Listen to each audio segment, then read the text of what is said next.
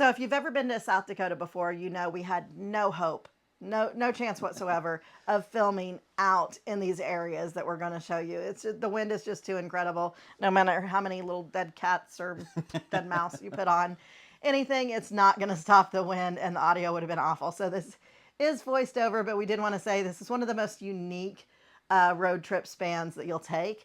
There are just little oddities and everything all along the way. Kind of reminiscent of Route 66 if you've been along Route 66 for any of the parts.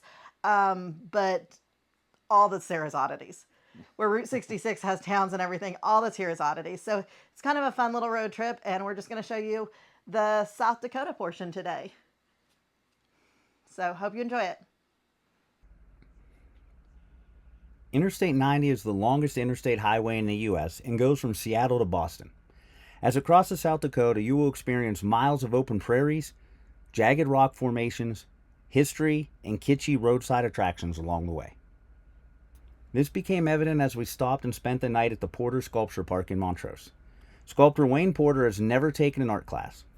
Except the basics of blacksmithing he learned from his father, he is entirely self-taught.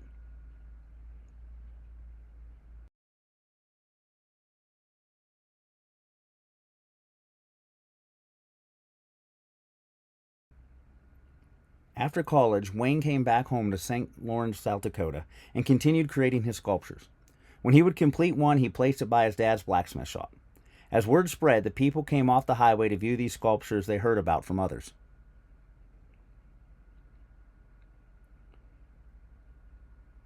When his work outgrew the space around the shop, Wayne envisioned a sculpture park out in the open for people to enjoy his work.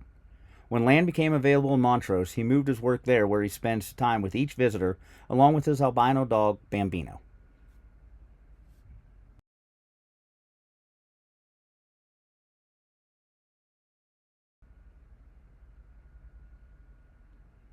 He creates all of his work without diagrams or equations, just instinct.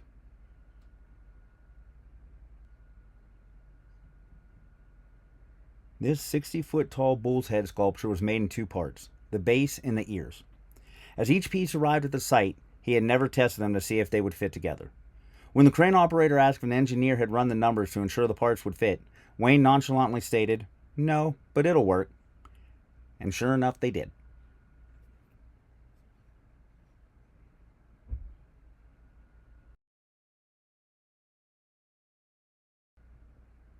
There are over 60 pieces of art in the park, all of which you can touch and photograph as much as you like. It's pet friendly, and there are golf carts available for those who have trouble walking the third of a mile loop around it. The path is grass, but there are holes throughout the grounds that can cause a tripping hazard. The cracked goldfish bowl is a perfect metaphor for those that live this nomadic life.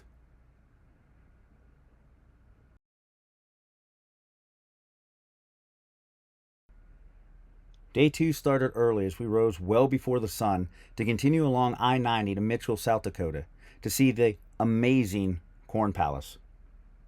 See what I did there? This attraction has been an entertaining venue for nearly 100 years. This one-of-a-kind building is covered with intricate designs made up of natural grasses and 13 different colors and shades of corn. All of this comes together to bring over 500,000 visitors to Mitchell each year, to the world's only Corn Palace. You can get a selfie with the palace's mascot, Cornelius. Each year it has a different theme. 2024's theme is Famous South Dakotans. Bob Barker of the Price is Right fame is predominantly displayed on the side of the building. Barker spent most of his youth on the Rosebud Indian Reservation in East Todd, South Dakota. Another is Billy Mills, who won gold in a 10,000-meter run at the 1964 Tokyo Olympics. He is Oglala Lakota and grew up on the Pine Ridge Reservation.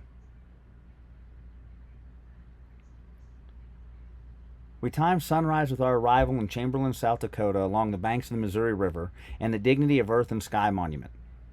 This 50-foot tall sculpture of a native woman stands on a high bluff above the river. Her star quilt is made up of 128 diamonds in the colors of the water and the sky that surround her.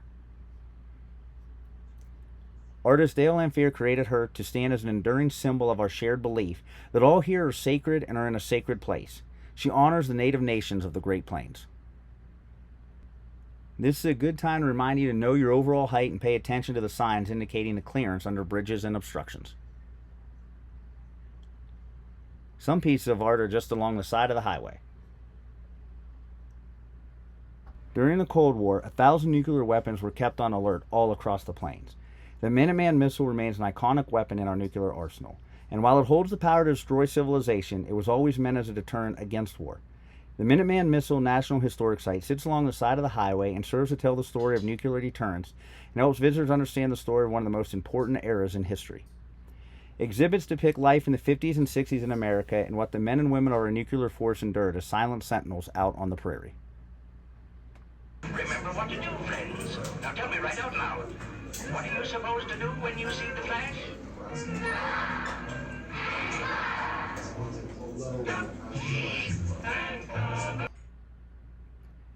A few miles further up the road sits a decommissioned silo.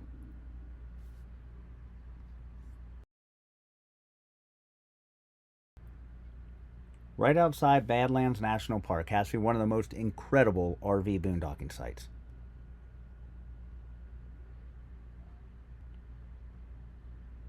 Waking up to sunrise over the Badlands landscape is an incredible view. Make sure you stay tuned for our other videos because we have ones around Rapid City, Deadwood, things like that that are just as good, but we didn't want to include it in this video because it would have just made it way too long. So we kind of broke it up into I-90 from the border up until about Rapid City, and then we're going to do one around the Rapid City area. So make sure you look for those videos as well. Next, we stop to see the world's largest prairie dog statue. Well, Oakley, Kansas claims to have a bigger one, but at least this one's free of charge to see. This 6-ton, 12-foot statue sits a few miles off Interstate 90 in Wall, South Dakota. But as impressive as the prairie dog is, that's not what brings more than 2 million visitors a year to this small Dakota town. It all started with the promise of free ice water for travelers along the way across the plains in the 1930s. People driving in their Tin Lizzies could stop for a cool drink before heading on their way. A Tin Lizzie was a slang term for a rundown car, mostly the Ford Model T. Tin referring to the car's metal construction, and Lizzie, which was a nickname for a horse or mule.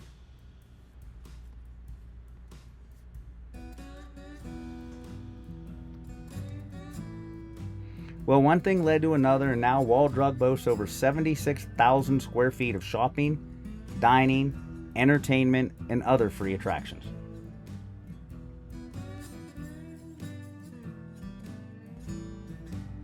There's 5-cent coffee and great donuts.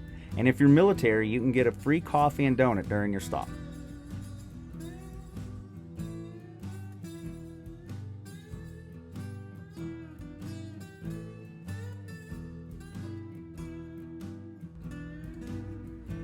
While we certainly hope you enjoy this video, Wall Drug is best enjoyed in person, with the average stay lasting around 2 hours.